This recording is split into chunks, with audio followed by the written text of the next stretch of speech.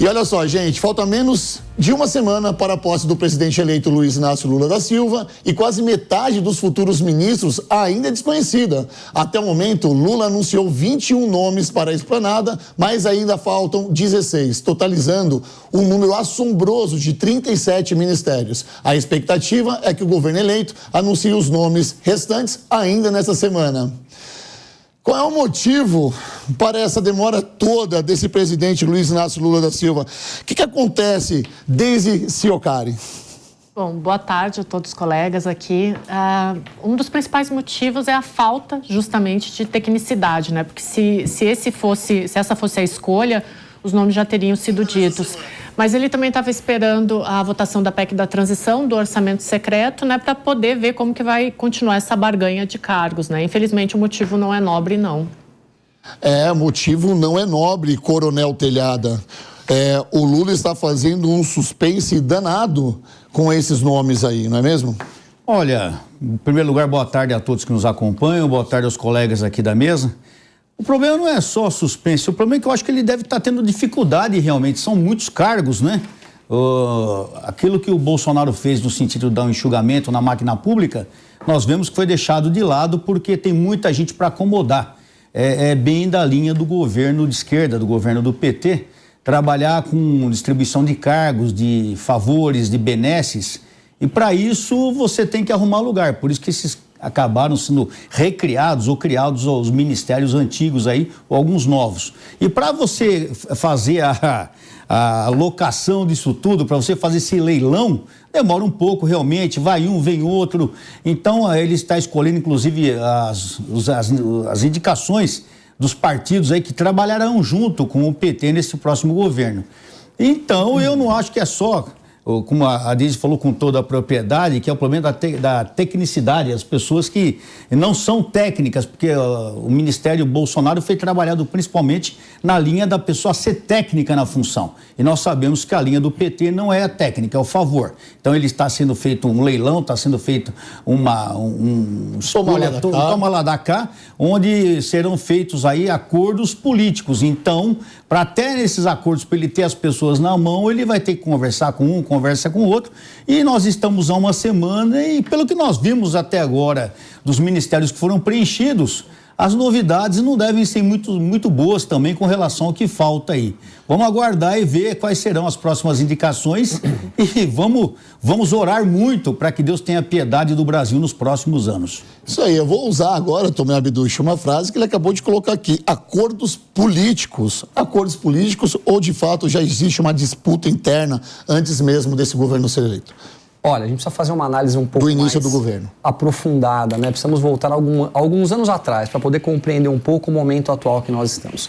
Quando eles acabaram com a competência da 13ª Vara de Curitiba e devolveram, né, o Lula às ruas e posteriormente os seus direitos políticos, ou seja, ele estava com a liberdade de poder participar das próximas eleições, eu entendo que alguns caciques da política, e não estou aqui para falar bem ou mal deles, é somente para poder contar a história, que são Temer, Kassab, Chalita, né, e a grande amizade com Alexandre de Moraes, me parece que convenceram o Alckmin a ser o vice do Lula, né, num grande acordo para poder, teoricamente, haver um equilíbrio entre a esquerda e aquele centro-esquerda, centro-direita, que sempre foi o PSDB. Pois bem, com tudo isso acontecendo, participamos, vimos o que aconteceu nas eleições, né? É muito claro que a sensação da grande maioria dos brasileiros de direita é que houve um direcionamento para que pudesse ter novamente o Lula presidente no Brasil. E agora, nesse momento, todos ali esperavam que a base do PSDB estaria no governo, ou seja, contrariando a base do PT. Pois bem, é o que todos eles aguardavam. Mas, depois das eleições, se percebeu um Lula já se sentindo de novo poderoso com seu cargo e ele tomou a decisão de colocar toda a base do PT. A companheirada, todos voltaram. Aloysio Mercadante, o próprio Haddad, a carreta furacão Flávio Dino, né, o dinheiro na cueca, o rapaz lá dos seus 40 milhões lá da Bahia também atrás dele. Quer dizer, toda a turma foi trazida de volta para o governo. E o pessoal do PSDB ficou ali aguardando. E nós percebemos claramente todas as brigas, as discussões e um já tentando puxar o tapete do outro internamente. Então, no meu ponto de vista, é por isso que nós não temos ainda tantos nomes. Mas mais do que isso, que é o que impressiona a nação brasileira, infelizmente, nós voltamos à política de coalizão. E nós ouvimos o Lula dizer o seguinte: precisamos acomodar os 14 partidos que nos apoiaram. Como assim acomodar 14 partidos? Nós vimos em 2018, quando o presidente Jair Bolsonaro foi eleito, que ele não colocou os seus amigos para governar. Ele não colocou as pessoas que apoiaram a sua campanha.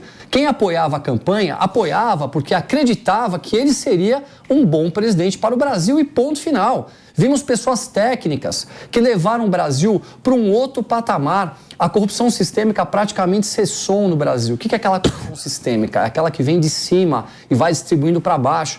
Tiveram alguns momentos, sim, pontuais de corrupções? Claro, porque depende de pessoas, mas aquela sistêmica, que é quando se entrega um ministério de porteira fechada para partido político, acabou. Nós vimos o fim também dessa corrupção sistêmica nas estatais. E veja bem só, o Brasil foi para um outro patamar e hoje a gente vê toda essa bagunça de novo começando e está deixando todo mundo muito assustado. Olha, começamos com a oratória boa de todo mundo aqui, hein? Agora eu quero te ouvir, Ricardo Rosso, porque 21 nomes já foram anunciados pelo presidente eleito Luiz Inácio Lula da Silva. Mas o que nos assusta é esses 37 ministérios no total. O Brasil tem a necessidade de tantos ministérios assim? Bom, Rodolfo, primeiro boa tarde a todos os colegas de bancada aqui. Espero que todos tenham tido um excelente Natal, ainda aí nos restinhos do peru, com essa informação relativamente indigesta, né? 37 ministérios, é óbvio que nós já estamos vendo aqui o modelo de governo da esquerda, que é inchar o Estado. Colocar mais gente no Estado brasileiro, colocar gente não necessariamente técnica, colocar gente não necessariamente capacitada para aquela função específica e o principal, não necessariamente preocupada com o Brasil, e sim preocupado com se manter, construir uma narrativa para se manter no poder, construir aí de novo uma tetinha para que uma galera consiga ficar mamando ao longo de pelo menos 4 anos, espero que não seja isso. Ô, Coronel Telhada, o senhor que tem muito tempo de rua, né? O senhor que é um cara da polícia, o senhor que já trabalha de frente com a bandidagem, né? O crime ele é organizado em todos os setores hoje, né? E o que a gente vê é uma política se organizando de uma forma que a gente nunca viu na vida. Desses 21 nomes que foram anunciados, qual deles mais assusta o senhor? Olha, na realidade... Sei que nada lhe assusta, tá? Estou falando aqui... Ao contrário, figurado. Ao contrário, muita coisa me assusta, principalmente o futuro do Brasil, me deixa bem assustado. Na realidade, nada para mim é muita novidade aqui, porque nós já vimos isso em governos passados do PT, a troca de favores, a troca de benesses, pessoas colocadas em locais chaves para favorecer esse comércio, esse tráfico de influência, é uma coisa que já nós temos visto em outros governos, né? E até o Tomé falava de alguns cargos que estão ainda já alguns partidos que estão se ajustando, né? Eu tenho aqui alguns nomes, possíveis nomes para alguns ministros, e desses possíveis nomes, só para vocês terem uma ideia, de cara 3 já são do PSD, ou seja, o Kassab já está se ajeitando, o MDB, então todos os partidos que procuram se ajustar, né? Mas me causa preocupação alguns nomes, principalmente por causa da parte técnica, né? Me causa preocupação alguns nomes, como é o nome do ministro da Justiça, que é uma pessoa que tem capacidade técnica, mas me incomoda muito o lado ideológico, ou seja, misturar ideologia com a tecnicidade, misturar ideologia com o profissionalismo. Tanto que nós já vimos essa semana passada aí o ministro da Justiça jantando, almoçando com o pessoal do STF. Vocês imaginem se fosse no governo Bolsonaro isso, o que seria dito pela empresa. No entanto, é tido como normal. E nas posturas que o ministro da Justiça, o futuro ministro da Justiça, tem colocado na imprensa, me preocupa muito, porque ele já está ameaçando pessoas, ele já está prometendo revanches, ele já está prometendo retaliações, ele já está chamando pessoas que estão dentro do seu direito constitucional, está chamando essas pessoas de terroristas, ele já está fazendo ameaças às pessoas que têm o porte de arma, que são os CACs. Então você já vê que é uma política ideológica agindo acima da realidade das coisas, acima do dever de cuidar do cidadão, acima do dever de fazer a coisa certa para a nação, para a pátria. O que a gente vê é ideologia. Então isso tudo me preocupa e me preocupa muito, porque um dos problemas atuais no Brasil é a segurança pública. E justamente A segurança pública vai estar subordinada ao ministro da Justiça, que é o senhor Dino Flávio. Então, me causa muita preocupação, porque, como você falou em crime organizado, Sim.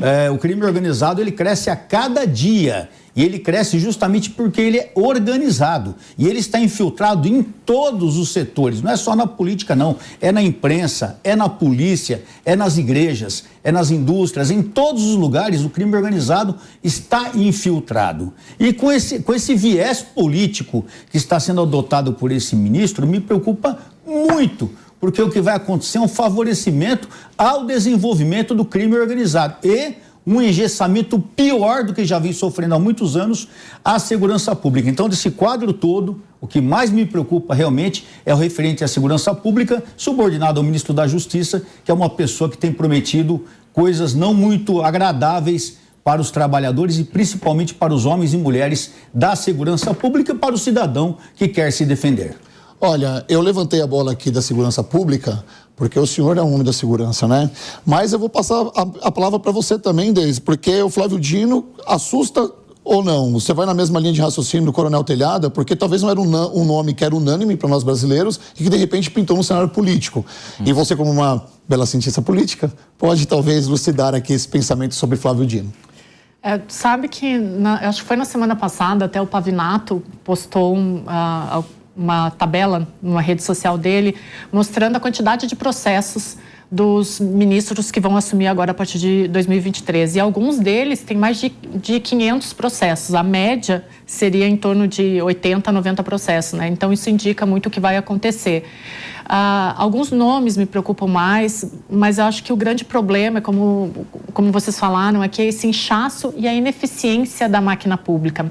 E o pior de tudo isso é que a gente já viu isso acontecendo outras vezes na história brasileira, né? Justamente com governos da esquerda. Em que momento? Você pode citar um momento pra gente? Claro. Só para quem está nos assistindo em casa, não ficar achando que a gente está pegando no pé. Não. Tá? Só para a gente entender, por exemplo, o primeiro governo da esquerda, que houve sim um crescimento social mínimo ali, ele surfou uma onda que vinha do governo Fernando Henrique Cardoso, mas já teve um aumento de ministérios ali. A partir do segundo mandato do governo Lula, que já tinha estourado o mensalão, as medidas populistas aumentaram, os companheiros de esquerda passaram a administrar muito mais o Palácio do Planalto. A gente viu o que aconteceu no primeiro governo dele, estourou no mensalão. No segundo governo, vêm os companheiros e dão medidas populistas ao Brasil. Isso acaba inflacionando os gastos públicos. E o governo que chega para Dilma é justamente um governo muito parecido com esse que assume agora em 2023. Um governo onde a máquina pública ela é muito grande e ineficiente. E aí, no governo de Dilma, entram alguns nomes que estão voltando à cena agora, como o Mercadante e muitos dos nomes que ele nomeou para o BNDES. Então, a gente vê uma história se repetindo aqui que preocupa muito mais do que um nome isolado ou outro, mas sim a gente vê uma repetição do caos que já avassalou o Brasil e está com tudo para se repetir agora. Perfeito. Então, são nomes que já são conhecidos aqui e, olha, a gente não pode falar uma coisa, porque ele anunciou isso. Ele falou que ele ia fazer isso. Então, não é nenhuma surpresa, ok, Coronel Telhado? Exatamente. Não é nenhuma surpresa. A gente, às vezes, as pessoas, nossa, se assustando com as coisas, eu não sei se eu que sou muito tranquilo nas coisas, ou a gente presta um pouquinho mais de atenção. Tudo que está acontecendo foi anunciado na campanha. Ele falou que ia fazer. Ele falou que ia arrebentar os CACs. Ele falou que ia... Não falou assim na campanha, mas nós vimos inúmeros vídeos aí achando normal um cidadão roubar um celular só porque quer comprar comer um churrasquinho no final de semana. Ele roubar um celular não é nada demais. Então, de repente, deixando bem claro que o bandido é o certo e a polícia é errada. Então, nada disso não é novidade para nós. Nós já aguardávamos aguardamos pior que isso. Então, tudo que vier pela frente aí, me desculpem, não me surpreende. Agora, o que cabe a nós fazer? Cabe a nós acompanharmos, exigirmos, apresentarmos propostas, brigarmos pelo que nós achamos certo. Porque se nós acharmos que o que está acontecendo vai ficar todo mundo calado, não adianta reclamar depois. Nós já tomamos uma paulada na eleição, 38 mil pessoas deixaram de votar, se abstiveram e o resultado é esse. Então agora não adianta querer achar um culpado, porque o culpado somos nós mesmos, que eu digo nós, os brasileiros. Nós temos agora que encarar e enfrentar essa situação. Coronel, me permite um complemento aqui. O que me assusta muito é esse retorno do modus operandi do PT. Em especial, A minha opinião é a seguinte: agente público está lá para fazer um trabalho, é pago para fazer um trabalho e tem que entregar esse trabalho para a sociedade. O ministro Flávio Dino, que é do PCdoB do Maranhão, que foi governador, o futuro ministro, não fez esse trabalho no estado dele. Já foi governador por mais de uma vez no Maranhão e não entregou. O estado é um dos que tem um dos menores IDH do Brasil. Então você já demonstra que o cidadão não fez um bom trabalho como homem público. Agora é colocado na justiça, que é um ministério extremamente importante para o Brasil. Já foi dito aqui nessa mesa o crescimento do crime organizado no Brasil. Aí nós tivemos o pior prefeito da cidade de São Paulo, que não conseguiu se reeleger e foi indicado para uma outra pasta de extrema importância, que é a economia, que é o Fernando Haddad. Ele não conseguiu se reeleger, então quem está dizendo que ele foi o pior prefeito de São Paulo não é o Ricardo, foi o povo de São Paulo não dando a ele a reeleição. Primeira vez na história que isso não acontece. Então, ou seja, ele não foi bem como agente público aqui, não foi bem lá atrás como ministro da Educação, não deixou dados relevantes para o Brasil, não tivemos crescimentos relevantes na educação no Brasil, agora vai assumir uma pasta de extrema importância. Então, colocando amigos no governo não é o caminho para a gente conseguir um Brasil que ande para frente, que faça aquilo que a população quer. Mas isso não tem novidade. A gente já viu isso em outros governos. E queria só fazer uma pequena correçãozinha, daí, se você me permite. O PSDB já era um governo de esquerda. O PSDB é social-democracia, é de centro-esquerda. Lá atrás nós tínhamos uma polarização entre PT e PSDB, o que dava aí nesse teatro das tesouras uma impressão de que o PSDB era de centro-direita ou de direita, mas era só uma ficção científica. PSDB é centro-esquerda, esquerda, PT à esquerda, indo para a extrema esquerda, como algumas peças estão sendo colocadas nesse governo. Depende de quem for colocado lá, né?